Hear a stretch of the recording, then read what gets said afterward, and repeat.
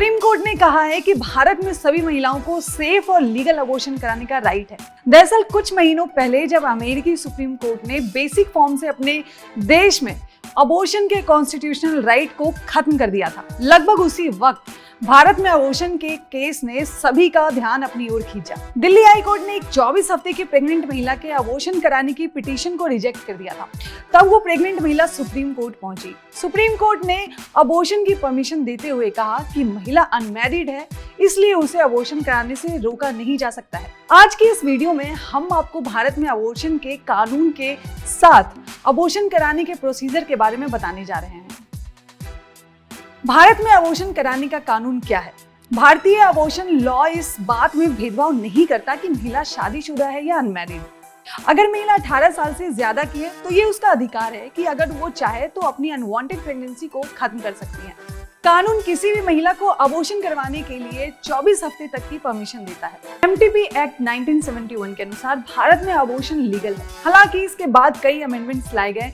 महिला को MTP act का पालन करते हुए अबॉर्शन का अधिकार मिला है। भारत में पहले कुछ मामलों में 20 हफ्ते तक अबॉर्शन कराने की परमिशन थी, लेकिन 2021 में इस कानून में अमेंडमेंट के बाद ये टाइम लिमिट बढ़ाकर 24 हफ्ते तक की गई। इसके अलावा कुछ खास केस में 24 हफ्ते के बाद भी अबॉर्शन कराने की अनुमति ली जा सकती है। भारत में अबॉर्शन को 3 कैटेगरी में बांटा गया है। पहला है कि प्रेगनेंसी के 0 से 20 हफ्ते तक अगर महिला मां बनने के लिए मानसिक तौर पर तैयार नहीं है या फिर कॉन्ट्रासेप्टिव मेथड या डिवाइस फेल हो चुका हो और महिला ना चाहते हुए भी प्रेग्नेंट हो गई हो तो वो अबॉर्शन करवा सकती है। इसके लिए बस एक रजिस्टर्ड डॉक्टर की रिटन परमिशन जरूरी है। सेकेंड, प्रेगनेंसी के 20 से 24 हफ्ते तक अगर माँ या बच्चे के मेंटल या फिजिकल हेल्थ को किसी तरह का रिस्क है तो महिला अबॉर्शन करा सकती है। हालांकि ऐसे मामलों में 2 डॉक्टरों की रिटन परमिशन जरूरी है। तीसरा है प्रेगनेंसी के 24 हफ्ते बाद अगर महिला सेक्सुअल हरासमेंट या रेप का शिकार हुई है तो ऐसे केस में 24 हफ्ते बाद भी अबॉर्शन कराया जा सकता है। अगर प्रेगनेंसी माइनर हो, हैंडीकैप हो, मानसिक रूप से बीमार हो तो भी अबॉर्शन करवा सकती हैं। अगर प्रेगनेंसी के दौरान महिला का मैरिटल स्टेटस चेंज हो जाए तो अबॉर्शन करवा सकती हैं।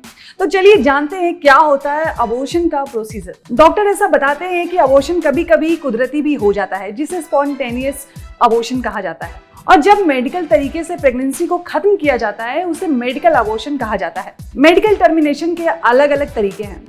अब किस तरीके से अबॉर्शन किया जाना है ये कई बातों पे डिपेंड करता है, जैसे कितने महीने की प्रेगनेंसी है, महिला की शारीरिक स्थिति कैसी है, कहीं महिला को कोई मेडिकल कंडीशन जैसे heart problem, high BP, anaesthesia जैसी प्रॉब्लम है या नहीं। मेडिकल प्रोसीजर में दवाओं के जरिए अबॉर्शन होता है। इसके अलावा दूसरा तरीका है सर्जिकल मेथड, जिसमें यूट्रस को खाली कर दिया जाता है। सर्जिकल मेथड एडवांस प्रेगनेंसी में यूज किया जाता है। 4 से 5 महीने की प्रेगनेंसी होने पर डिलीवरी पेन देकर अबॉर्शन कराया जाता है। तो उम्मीद है कि इस वीडियो से आपको काफी जानकारी मिली होगी और इसी तरह की जानकारी के लिए जुड़े रहिए हेल्थ लाइफ के साथ।